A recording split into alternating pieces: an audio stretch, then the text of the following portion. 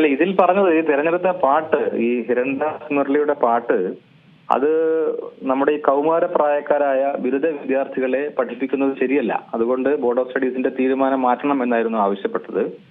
അതിന്റെ പശ്ചാത്തലം എന്ന് വെച്ചിട്ടുണ്ടെങ്കിൽ ഒന്നിലേറെ കേസുകളിൽപ്പെട്ട, അത് ഏറ്റവും പ്രധാനപ്പെട്ട കേസ് എന്ന് പറഞ്ഞിട്ടുണ്ടെങ്കിൽ കഞ്ചാവ് കയ്യിൽ വെച്ച് വന്നവരാണ്.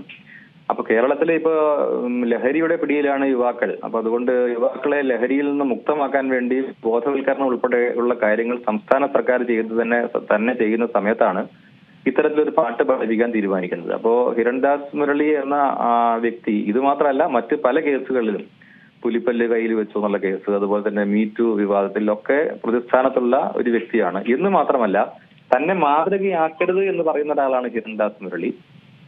അതുപോലെ അദ്ദേഹം പ്രത്യക്ഷപ്പെടുന്ന പല സോഷ്യൽ മീഡിയ വീഡിയോസിലൊക്കെ നമുക്ക് കാണാം, മദ്യ ഗ്ലാസുകളും ഒക്കെയുള്ള അത്തരത്തിലുള്ള വീഡിയോസൊക്കെയാണ് കാണുന്നത്.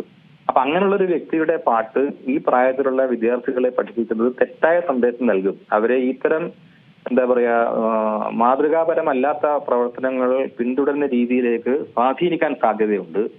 അതുപോലെ തന്നെ ഇതിനകത്ത് ചെയ്തിരിക്കുന്നത്, ഇതിനൊരു ടെക്സ്റ്റ് ബുക്ക് ഇല്ല, അല്ലെങ്കിൽ ഇദ്ദേഹത്തിന്റെ ഈ പാട്ടിന്റെ വരികൾ കൊടുക്കുകയില്ല, മറിച്ച് സോഷ്യൽ മീഡിയ ലിങ്ക് കൊടുക്കുകയാണ് ചെയ്തിരിക്കുന്നത്. അപ്പോൾ സ്വാഭാവികമായിട്ടും ഇതുമായി ബന്ധപ്പെട്ടിട്ടുള്ള ഗൂഗിൾ സജഷൻസിലൂടെ ഇതുമായി ബന്ധപ്പെട്ടിട്ടുള്ള ഇതുപോലെയുള്ള മറ്റ് വീഡിയോസിലേക്ക് കുട്ടികൾ എത്താനുള്ള സാധ്യത കൂടുതലാണ്.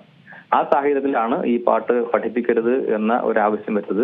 അതിനപ്പുറത്തേക്ക് ഇതിനകത്തെ വരികൾ, ഒന്നിപ്പോ ശ്രീബുദ്ധനെ, സഹിഷ്ണുതയുടെ പ്രതീകമായ ശ്രീബുദ്ധനെ അക്രമത്തിന്റെ വക്താവായിട്ട് അവതരിപ്പിക്കുന്നു.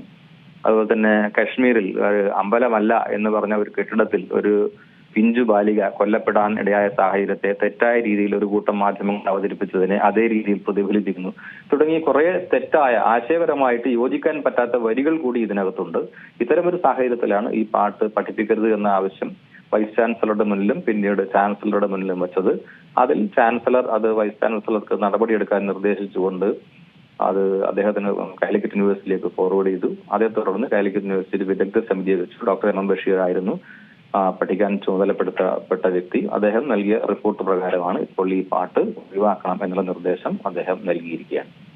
ഏറ്റവും പുതിയ വാർത്തകളും വിശേഷങ്ങളും വിരൽത്തുമ്പിലറിയാൻ സീ മലയാളം ന്യൂസ് എല്ലാ ഡിജിറ്റൽ പ്ലാറ്റ്ഫോമുകളിലും ലഭ്യം.